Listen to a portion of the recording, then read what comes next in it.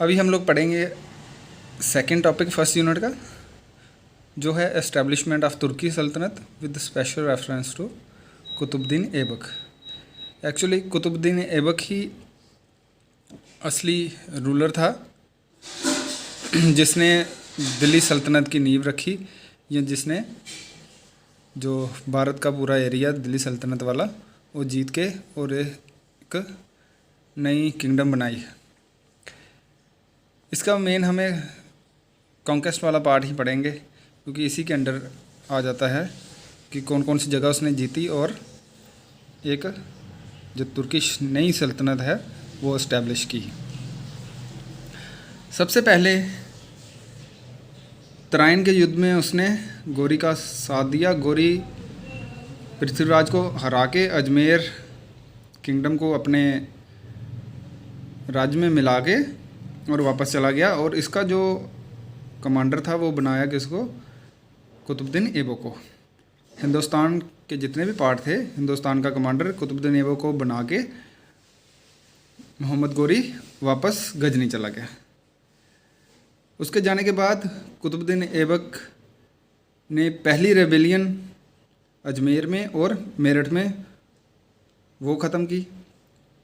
Revolt हुए कहाँ? अजमेर में और मेरठ में।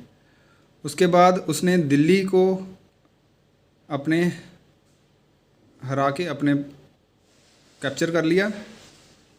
फिर दूसरा अजमेर राइजिंग हुई जो, उसको उसने दबाया, दूसरे रिवॉल्ट को। फिर जब गौरी वापस आया हिंदुस्तान में गढ़वालों के साथ लड़ने के लिए, उसमें भी उसने गौरी का साथ दिया और गढ़वालों को हरा के जयचंद जिस लड़ाई में मारा गया, और गढ़वाला की जो कन्नौज थी स्टेट वो पूरी हिंदुस्तान में मिला ली अपने गौरी ने, या यूँ कहें कि कुतुबुद्दीन ऐबक के अंडर और आ गया कन्नौज। उसके बाद गौरी चला गया वापस। अब कुतुबुद्दीन ऐबक ने ये सारा जीता हुआ था। कौन सा एरिया? दिल्ली, कन्नौज, दो स्टेट हो गई, अजमेर और कन्नौज। फिर उसने अटैक किया, अलीगढ़ जीता और रणथंभौर जीता, जो कि थर्ड रिवॉल्ट हुआ था अजमेर का, उसको दबाने के लिए गया जब वो, तो रणथंभौर का किला भी उसने जीत लिया। फिर उसने जीता बदायूं, छंदावर और कन्नौज रिवेलियन दबा के कन्नौज फिर से उसने अपने अंडर किया। फिर उसने रुख किया किसका? राजस्थान वाले एरिया का। राजस्थान की छोटी छोटी स्टेट्स, सिरोही, बूंदी, ये वाले उसने जीत के उसको अपने राज्य में मिला लिया। फिर उसने अटैक किया मालवा पे, मालवा जीता, और वापस आते हुए मध्य प्रदेश का जो एरिया था ग्वालियर, उस पर अटैक करके उसको जीत लिया। अगला अटैक उसने किया गुजरात पे। गुजरात को की जो रूलर था उसको हरा के और गुजरात ले लिया अपने कब्ज़े में, उसको भी दिल्ली सल्तनत में मिला लिया। फिर जीता उसने बुंदेलखंड, गुजरात, मालवा, बुंदेलखंड। ये हमने पहले जो टॉपिक पढ़ा था उसमें देखी थी ना, कहाँ कहाँ है गुजरात, गुजरात के साथ है मालवा, मालवा के साथ बुंदेलखंड। ठीक है, गुजरात जीता, बुंदेलखंड जीता। फिर अगला बंगाल, बिहार,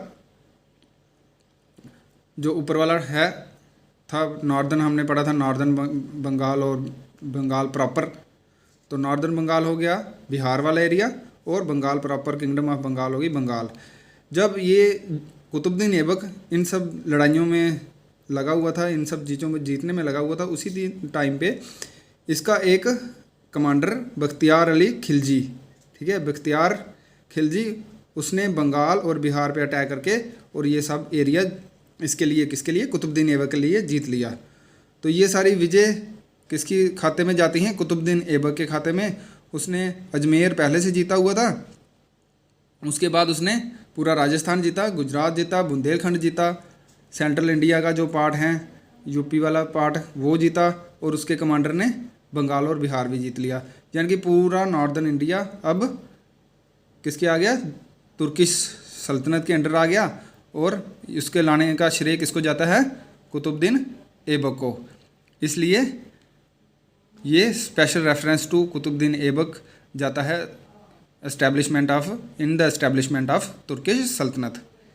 ठीक है, बाकी थोड़ा थोड़ा पढ़ लेंगे इसका सेशन और एडमिनिस्ट्रेशन भी, लेकिन क्वेश्चन जो है उसमें यही इम्पोर्टेंट है कि कैसे उसने एक नई सल्तनत की नींव रखी। ठीक है, लंबी हो गई वीडियो लग रहा है।